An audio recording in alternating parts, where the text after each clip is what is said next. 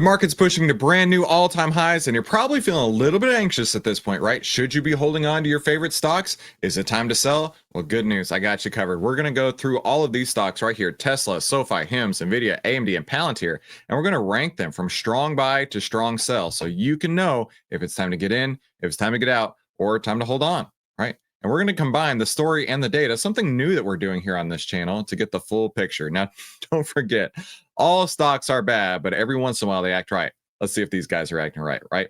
So first, Tesla bulls shouldn't worry about the analyst downgrade. Did you know Tesla had a downgrade? Oh, but Tesla might be the best buy of 2025. Wall Street is turning risk on again, favoring mega cap stocks like Tesla. Risk on meaning that the market is pushing higher and higher, right? Now, how is that going to impact Tesla? It could be really good for it. Inflation continues to ease, and the Fed rate cuts are now viewed as more likely by Q4 2025. In fact, if you go to this really handy tool, just Google up CME Fed Watch tool, and then you're going to come to this page here, and then you can click the December button, and it'll show you the probabilities of the rate cuts. In fact, there's only an 8% chance that we won't see a rate cut, meaning a 92% chance that we are going to be seeing rate cuts here in the near future.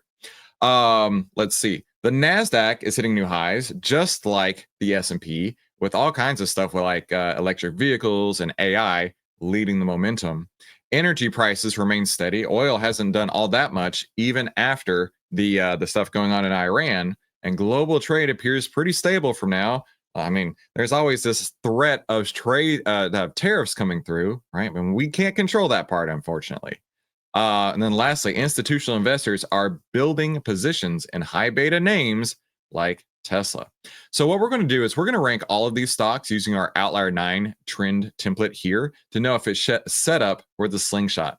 So first, we're going to look at the trend of the market. Once we establish the market trend, that's going to apply to all of these stocks that we're going to go through. So let's jump into Outlier, and we're going to look at the S&P 500. We have the bullish trend right here, the 10 over 20, price over 50. Remember, this is the Outlier bullish trend template, 10 over 20, price over 50. So we can see, and with that green overlay, it makes it super simple to know if it's bullish. Next, let's look at the signal. We do have a buy signal on the S&P right now. So it is pushing higher with the trend with the buy signal, which is exactly what you want to be seeing. And lastly, the breadth of the market, not quite such a rosy picture. In fact, if we zoom in, we've been getting more and more sell signals over the last couple of weeks. And while we did have more buy signals on Friday, the overall trend of this buy signals is going down with more sell signals going up. And one thing that we have also started doing some research and development on is down here. You can see this is the number of stocks hitting new green overlays, new bullish trend templates like we talked about. So over the course of over a while, you can see how that's changing. Like back here in April, more and more uptrends coming. And lately we're seeing kind of a split, right? Kind of a split right here. Now we've actually built a little code in here that makes it a bit easier to see.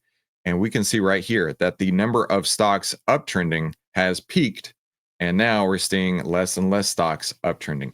So breadth to me is not bullish. Breadth is bearish to me. But let's continue on with this, right? Tesla might just be the best buy of 2025. Rivian and Lucid are still struggling to scale. Tesla dominates the deliveries and margin. Of course, I own a Tesla. I own a 2023 Model Y Performance. It is so much fun to drive that thing around brutally fast. But it's also a great around town car, right? If you can stay within the range, just come home, plug it in at night, super, super easy. But I will tell you, having taken it on a few road trips now, not the best experience. It really isn't.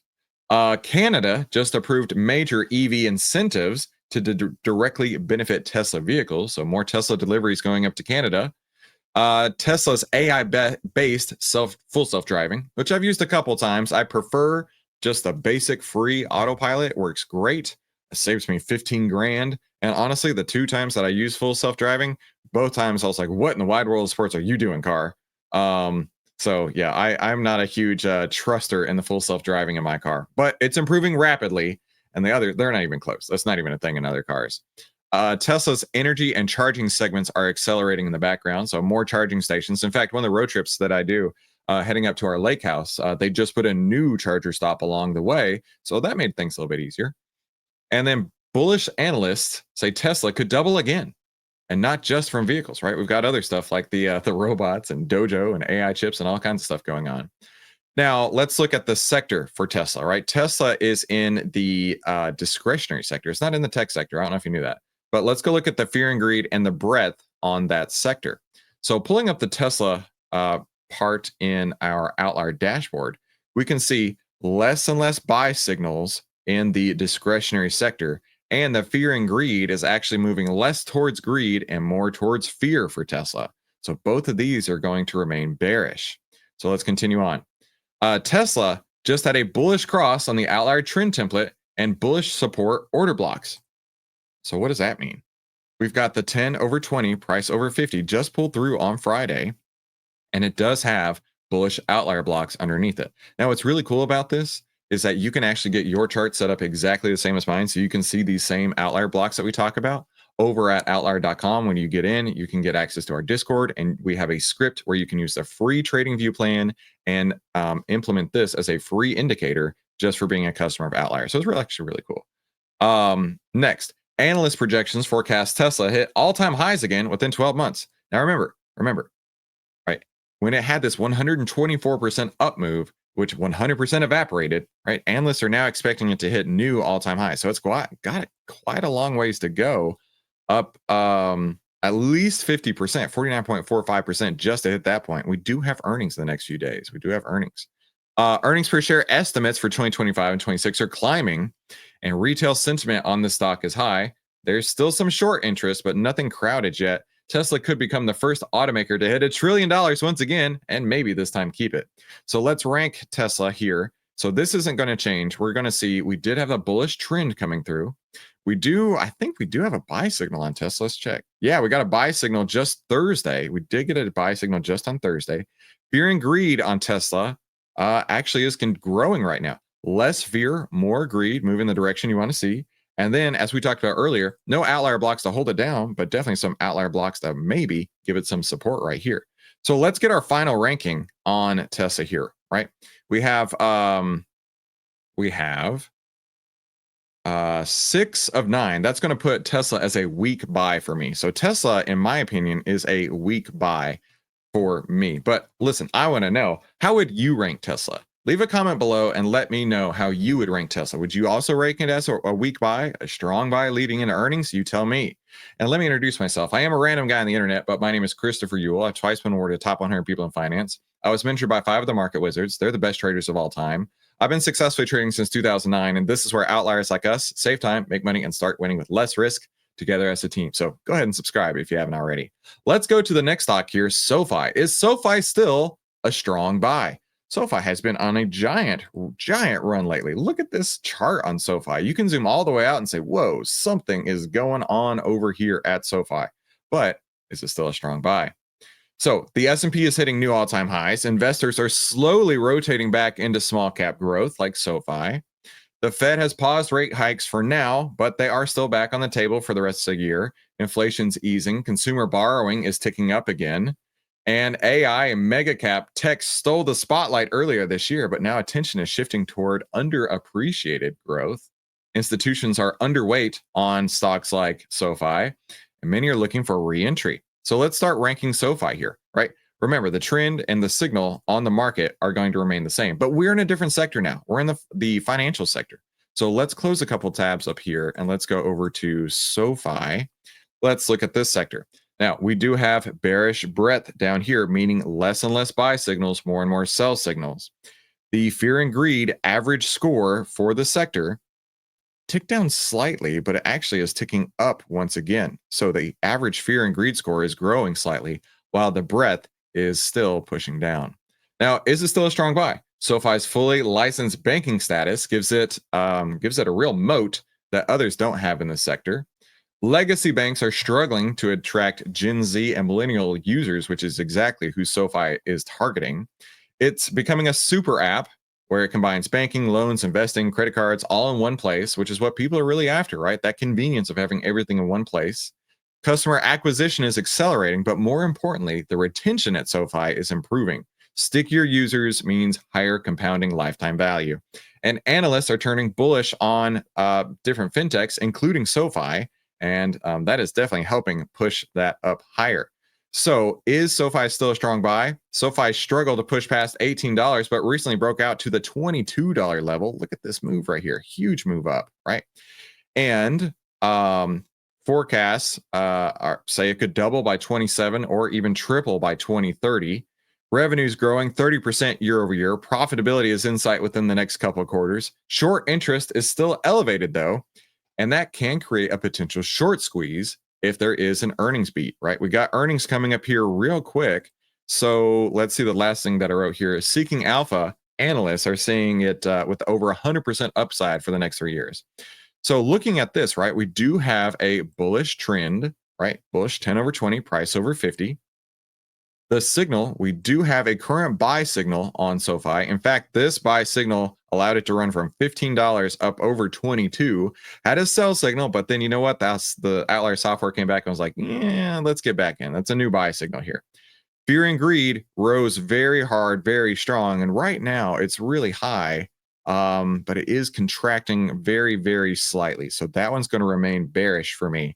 And then there are no outlier blocks on top of SoFi for a while, right? It pushed through this resistance area around $18 or so, and now it's just green skies, or the green skies, blue skies up ahead for more, even more green. How you like that? Blue skies up ahead. So this comes with 6 out of 9, just like Tesla did. So this would rank as a weak buy for me, but let me know in the chat. I actually do want to know, how would you rank it?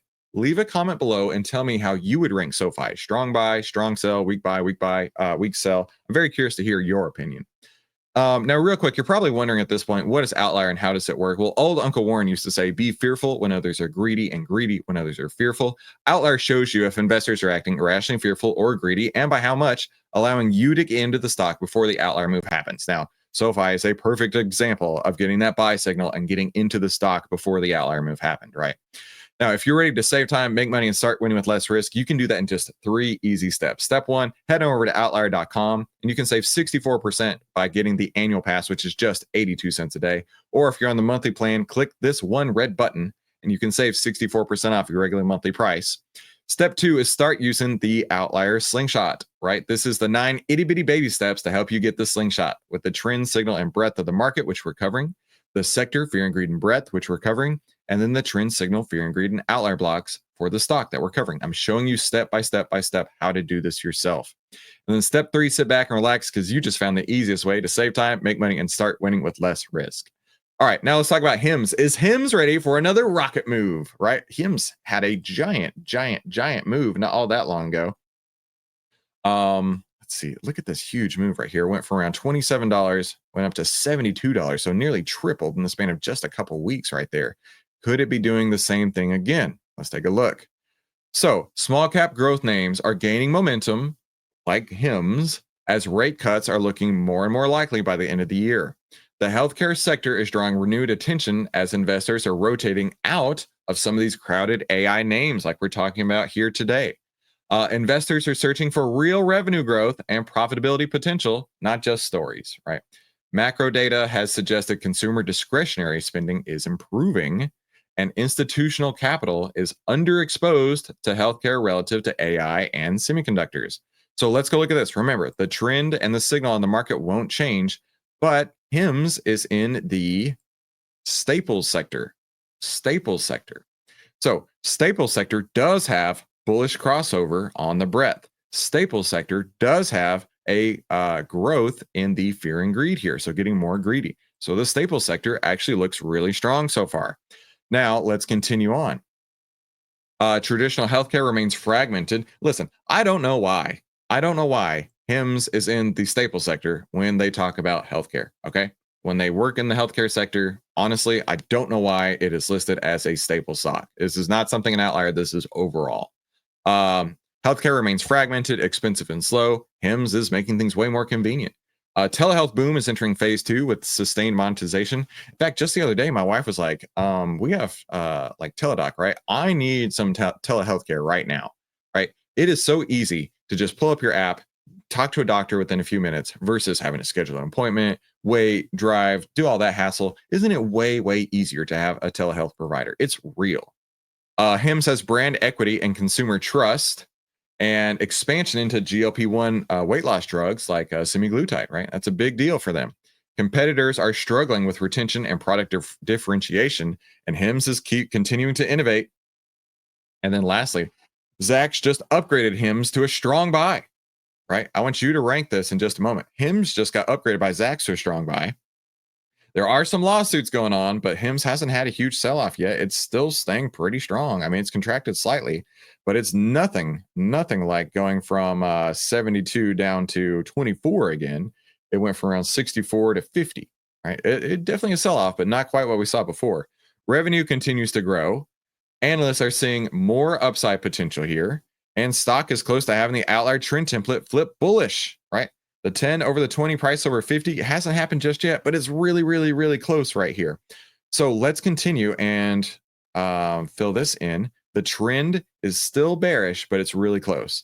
The signal, let's go look at the signal for HIMS. We do have a buy signal here on HIMS. The fear and greed on HIMS is growing right here, just like the sector was. And there's any outlier blocks on top of HIMS? No. So if you're willing to take the risk, right, it's still trending down technically, but it could reverse very soon. So this is right on the edge between a weak buy and a strong buy. So actually, in this case, this would fall into strong buy category. Strong buy category for me, if you can believe that. That's my final ranking. But I want to know your ranking on HIMS. How would you rank it? Strong buy, strong sell?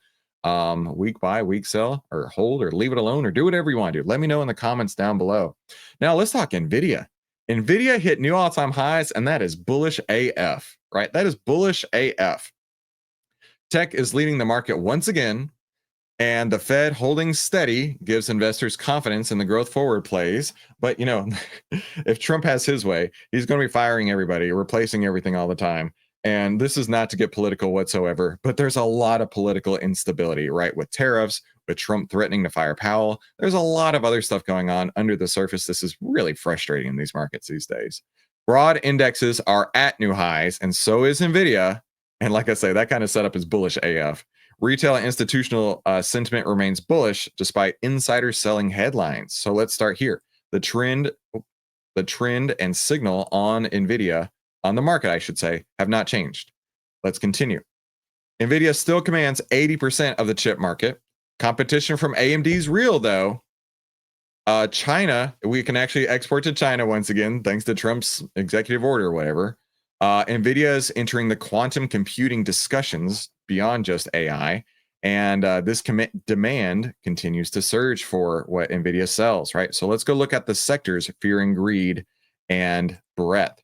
So this is in the tech sector. Tech sector still has bearish breadth down here, still has bearish fear and greed. So that's not going to be helping this ranking at all. Let's continue. Nvidia is hitting new highs almost daily, right? Let's go look at the Nvidia chart over here. Where'd that go? Here. At the chart over here, hitting new highs almost daily, right? That gives a lot of people some anxiety, but that's bullish AF. That's exactly what you want to see. There are some insider selling headlines, and it spooks some people, but they were pre-planned sales, so nothing too exciting. Analysts are forecasting at least 20 to 40% earnings growth. Huge moves from recent buy signals. In fact, this buy signal that came in June 26, it was at 155. It's at 172 right now. So big moves from that recent buy signal. And Nvidia could become the first $5 trillion market cap story before Apple. So let's finish out ranking Nvidia here. Let's see that this is going to stay the same. So the trend of Nvidia, clearly bullish with a buy signal, right? Very bullish with a buy signal, and it's getting more and more greedy, which is what you want to see. And then are there any outlier blocks on top of Nvidia? No, of course not. This is new all-time highs. There's nobody waiting up here. There's nobody, or let me repeat my words here. Nobody is waiting up here, waiting to sell out at Nvidia once they get back to break even. Because everybody who's ever bought Nvidia ever in the history of time and is still holding it is profitable. That's why it's bullish AF. So there we go. This is actually still going to be considered a weak buy, and the sector is holding it back. Okay. So what are you going to rank Nvidia? How would you rank it? Let me know in the comments down below. Strong buy, strong sell, weak buy, weak sell. I'm very curious to hear. Now let's get to AMD. AMD's reversal has led to huge profits, but will that continue? Now, I want to point out something to the YouTube trolls who continue to point this out to me. Was I bearish earlier this year on AMD? Yes, bearish AF. Bearish AF. Chris was bearish for months and months and months. But the outlier trend template flipped over on May 7th, 2025. And since that point, it's gone up 60% since then. So stop trying. Just stop trying to get you. Gotcha. Sorry, Chris. Weren't you the bearish guy? Yeah, of course I was, because it was trending down. And guess what? Now I'm the bullish guy. Now I'm the bullish guy. I've been bullish AMD since May 7th. Go check the receipts on YouTube, okay? Jeez, get over it, people. You can change your opinion on a stock. I don't know if you know this, but you can change your opinion on a stock. You don't have to be permanently bullish or permanently bearish. And if you are, you're asking to set yourself up for failure, okay? You will fail beyond belief if you are permanently bullish or permanently bearish. Let the data tell you which way it's going and growing in this case. And on AMD, it is growing hugely, okay? Will it continue to profit? The market's pushing new all-time highs. Tech is leading the charge. Investors is shifting from early AI hype to real revenue. The Fed remains steady. Nvidia's earnings are setting the tone, but other chip makers like AMD is catching up. And institutional money is rotating into second-tier AI names like AMD. Listen. This is just what the news stories are saying. Second-tier AMD names. I'm not calling it that, right? Take your frustrations out on someone else.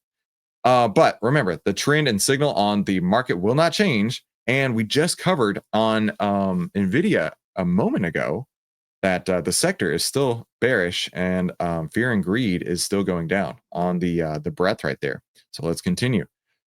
AMD's MI300X chips are finally hitting stride. Partnerships with Microsoft, Meta, and Amazon Web Services are expanding. Taiwan Semiconductor's earnings showed strong chip demand globally. Nvidia's leading on margins, but AMD is improving on efficiency. And analysts are naming AMD as a second half top tier comeback pick. Weird. It's exactly what Chris was saying too. Second half top tier pick. So I'm not alone in this. Okay. AMD's chart showed the trend change on May 7th, and it's gained over 60% since then, right? That's what I've been talking about. The stock still trades at a discount relative to Nvidia, right? It's a little bit less than Nvidia. Maybe that's a buying point for some people. Options activity are rising on the call side. People are getting super stoked about some short-term gains. Earnings revisions have started ticking up for the first time in 2 quarters. And if AMD clears resistance in the 190 to 200 range, who knows how high it can go, right? This order block right here, this outlier block that we're talking about right here, if it can clear that, it's could be gangbusters. So let's continue to rank out AMD real quick. The trend bullish. The signal, I believe we still are sitting on a buy signal. A buy signal came in April. This buy signal came all the way back in April. Then the trend changed on May 7th, and it has gone up crazy since then. In fact, the buy and sell signals have been up 325% since that point. How cool is that? The fear and greed continues to grow. Man, I don't know if I've seen a stock go from a fear score of 33 to a greed score of 84 without slowing the whole way up. So very, very bullish fear and greed. Now, outlier blocks. My personal rule of thumb is I don't want to see an outlier block within 2%. But what we see right here is it's actually about 13% ahead. So I would still make that green. So using my rules here, this would rank AMD as a weak buy. AMD's a weak buy in my perspective. Bullish AF, but still a weak buy. So how would you rank this? That's what I want to know. How would you rank AMD? Now remember, Palantir has been on a giant run lately. Chris has been bullish AF on Palantir. How about you? Can anything stop Palantir, right? The AI narrative is maturing. Investors now want execution, not just buzzwords. Market sentiment is recovering after tech-led pullback earlier this year. Oh yeah, we all remember that, right? In fact, that was part of AMD's downfall, was the market was pulling back, the sector was pulling back, and AMD was part of that as well. What about Palantir? Was Palantir pulling back earlier this year? Palantir was kind of bucking that trend, but it did have quite a strong sell-off here. Oh, look, there's my notes where I made 74% on Palantir in just 5 days. Receipts are on YouTube. Let's continue. Broader indexes are all-time highs, and capital growth is rotating into the market again. The Fed is staying neutral Despite insider selling headlines, the institutional buying has been consistent at Palantir. Remember, the market's not going to change. Remember, the sector will not be changing on Palantir either because we're in the same sector as Nvidia and AMD in the tech sector. So let's continue on. Can anything stop Palantir? Palantir's commercial growth is finally outpacing government contracts. Their AI platform, AIP, is gaining traction with enterprise users. Palantir now competes less with software peers and more with internal enterprise tools. Rivals like Snowflake and Databricks focus more on storage, and Palantir is focusing on answers, which that's what I would want, right? I don't care about storage, I want answers. Analysts now list Palantir as among a must-own AI stock beside Nvidia. Palantir's chart shows a massive buy signal. Let's go over to that real quick. Palantir's chart, a massive buy signal just came right here on Wednesday, July 9th. Analysts have reiterated bullish outlooks in July. Earnings revisions are ticking higher. The stock has absorbed insider selling without losing any issues, right? Has had some selling. We all remember when it sold off a couple of weeks ago, and now it's pushing up even higher. And the analysts estimated 30 to 50% upside from here, based on levels of the AIP internal growth. So let's go finish out ranking Palantir. So the trend is absolutely bullish. We can see that from a mile away. The signal, we do have that buy signal. I just talked about a minute ago, a massive buy signal just came through. The fear and greed continues to grow in the direction you want to see it, getting more and more greedy. And lastly, any outlier blocks on Palantir? Heck no. New all-time highs is bullish AF. So we could be looking at who knows how high at this point. So for me, however, the sector is still holding it down. Man, that tech sector, if the tech sector can get its act together, these could be some big signals coming through. But for me, that's going to rank Palantir as a weak buy, a 6 of 9 weak buy. But I want to know from you, how would you rank Palantir? Now remember, all stocks are bad, but every once in a while they act right. And if you're ready to save time, make money, and start winning with less risk, be sure to click one of these 2 videos, and we'll talk soon.